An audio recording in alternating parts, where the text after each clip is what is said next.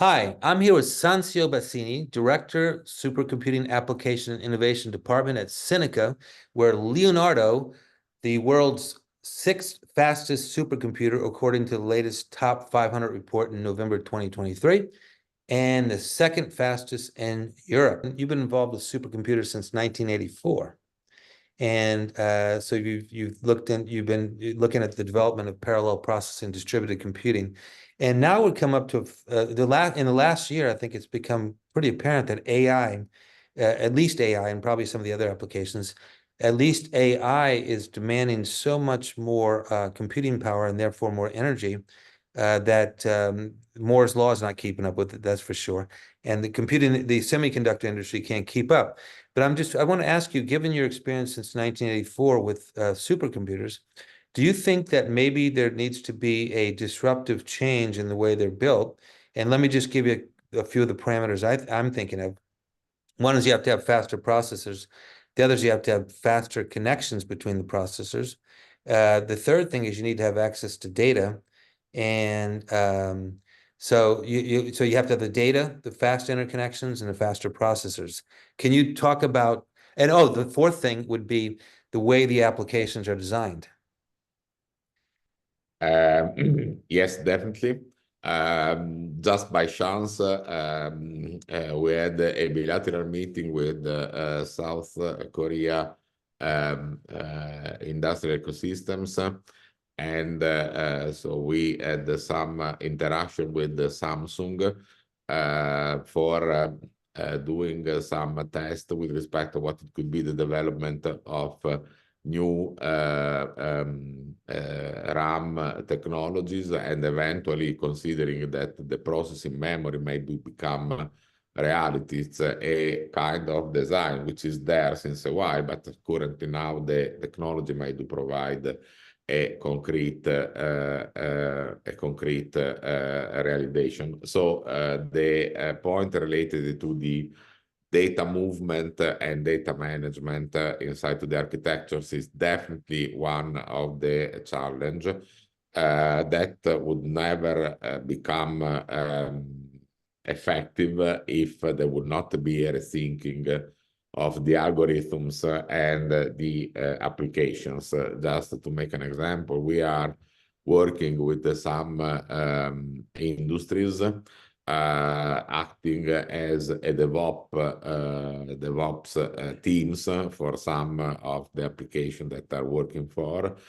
Nuclear fusion is one of the applications, and from this point of view, we are working with the ENI, the Italian energy company in that domain, okay, just to rethinking what it could be the effectiveness. Of course, there are many other domains, but just as an example, the idea of rethinking the algorithms and their implementation is one of the matter. But let me say something with respect to what could have to be the way for considering the energy consumptions for high-performance computing, which is a different way for using the energy rather than, I don't want to say, blockchain or crypto money or those kind of things. So that's a different, okay, so we cannot, or maybe the social per se, okay?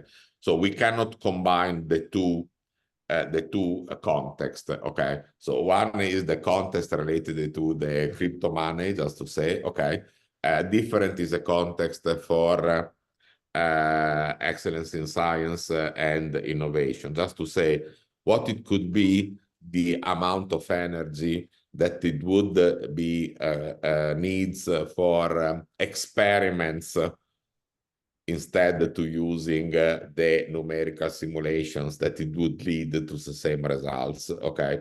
So from this point of view, that would be an enormous energy savings. The same is with respect of virtual prototyping of everything. So the digital twins of what we are, you see, needs and doing with respect of what could be our improvement in our welfare, wellness, and so on and so forth. So from this point of view, of course, each researchers and user have to be aware of the fact that they are using a lot of energy. On our side, we do need to provide as much as possible of the energy efficiencies, okay, in designing the architectures, in designing the data facilities, and so on and so forth. But on the other hand, we should have to thinking about what it could be the saving of the energy with respect of the impact of what we are doing, and not confusing the high performance computing for excellence in science and innovation with the you see hyperscaler systems for managing the blockchain or crypto money or the social or whatever. Okay, that's interesting. So while you might be using more energy, at least you're also offering a way of solving the energy crisis because you're doing certain things. That's it. Okay. All right. Now, again, you've been working on supercomputers for a long time. And what kinds of people do you look for to work on your teams? What kind of skills are needed? That is a good question. So the upskilling and reskilling, it's a continuous process.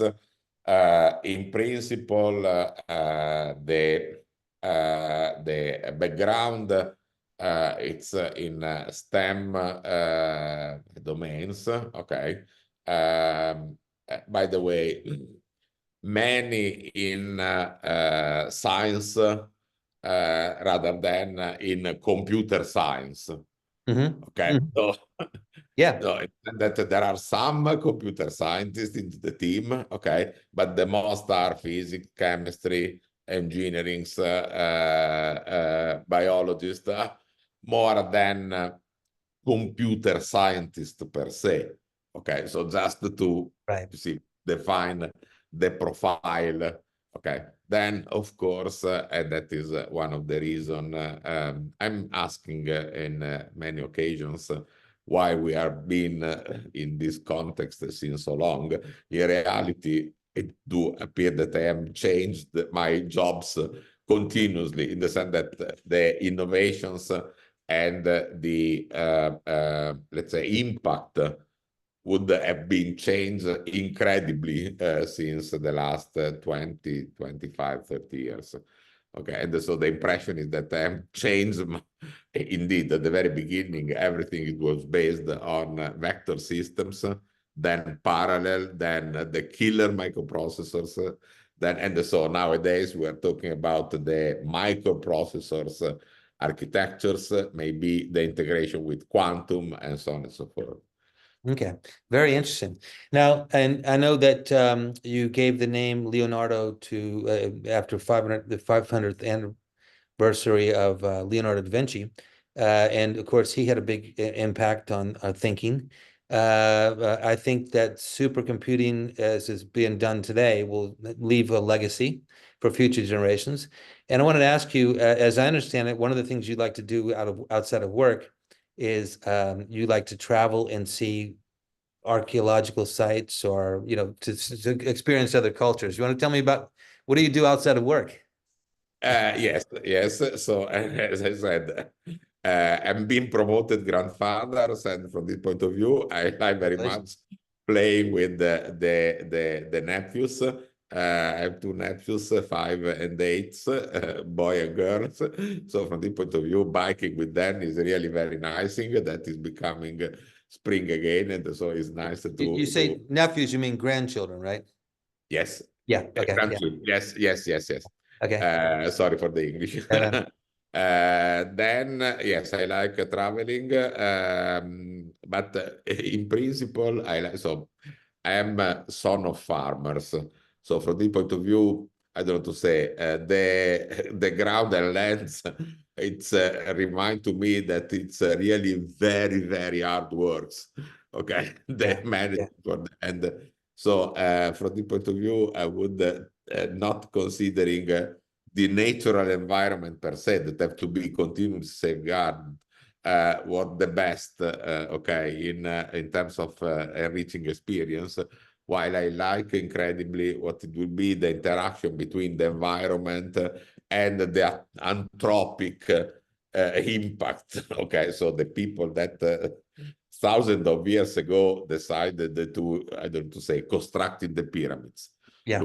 Would be okay. So that is to me really, I mean, very interesting, and so that kind of you see incredible constructions, and what been the way in which the monuments in the world would you see improve continuously. So, okay, look, if you go to Rome, you can have the same line of development from something conceived 2000 years ago, the Colosseum, okay, and then what has been the new building designed by the actual architects in the same line. So I like this kind of apart Rome, okay, so I'm Italian, but there have been many. So Cairo is the same, okay. So if you go to